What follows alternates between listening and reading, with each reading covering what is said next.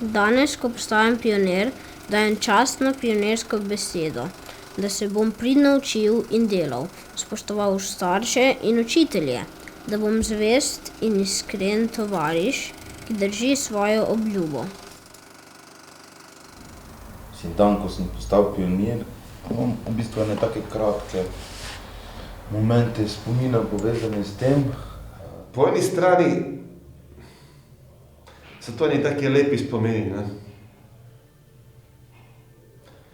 Po drugi strani je veliko stvari tukaj nerazjasnenih. So nas pripravljali na to, nam razlagali pač na kak način to bo, da zakaj je to za nas pomembno. Učiteljica, vzgojiteljica nas je, tovarišica še takrat, nas je pripravljala izgovor, kako moramo pravilno izgovarjati. Največje težave so bile pri izgovorjavi Federativne socialistične republike Jugoslavije, česar sploh nismo vedeli, kaj to pomeni. Spomnim pa se, da smo mogli imeti bele srajčke in mislim, da modro kiklico, in potem smo bili v šolski avli, kjer smo bili vsi enako oblečeni. In pol smo bili veseli, ne, ko morali pionirčki, ne, bila taka, ne. Takrat se spomnim, pač, da sem se mogel na pamet naučiti pionirsko prisego. Sama zaprisega je potekala v glavni avli osnovne šole. Prišli so potem učenci iz malo višjih razredov in so vsakmu zavezali rdečo rutico in mu dali na glavo modro kapico z rdečo zvezdico. Danes principani mali, pionirji smo postali. To so zelo lepe slikanice, mislim, didaktične in luštne in zabavne in super. Da moramo piti sadne sokove, pionirčki, alkohol ni za otroke.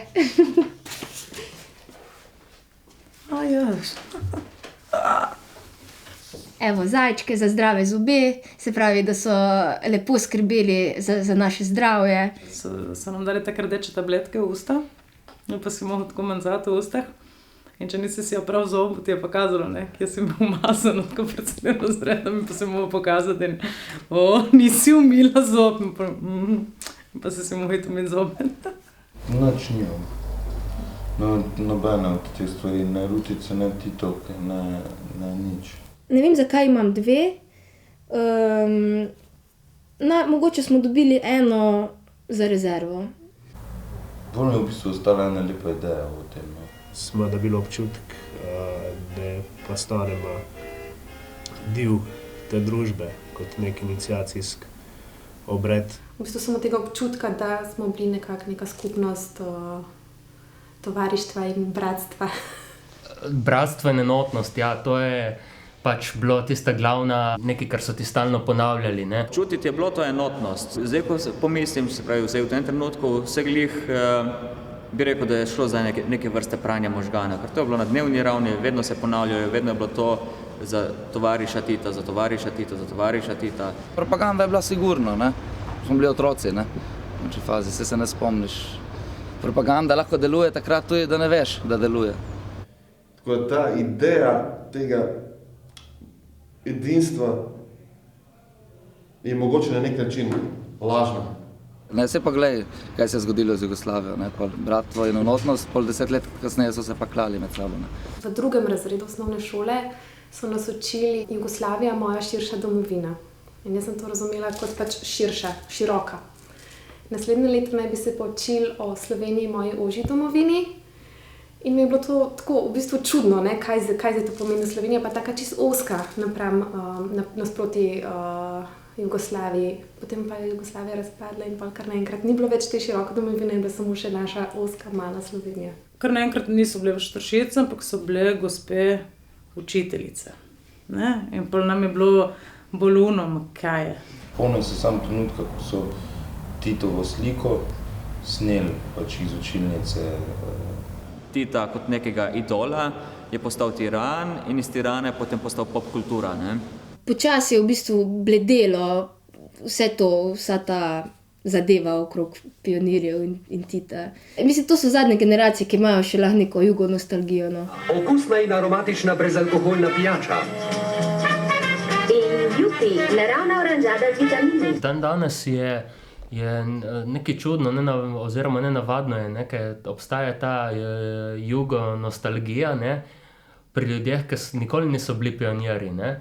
Samo nekako, ne vem, zgleda, da ta ideja je bila toliko prisotna pri starejših generacijah, ne, da se je nekako skozi popkulturo preoblikovala. Larija posluša, ne vem, jugokomade, te turbofolk in take scene, ne.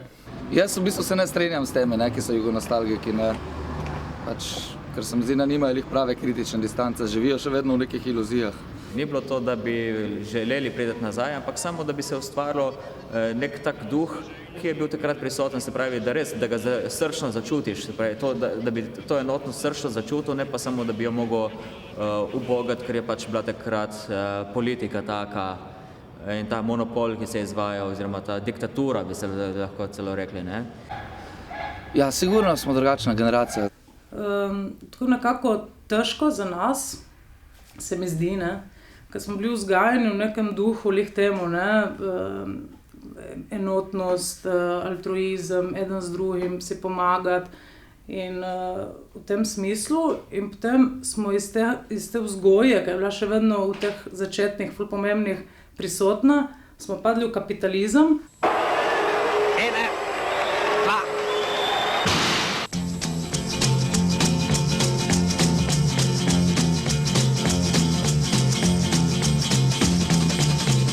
Ta solidarnost, ki je bila prej vrednota, je nekako ostala v nas.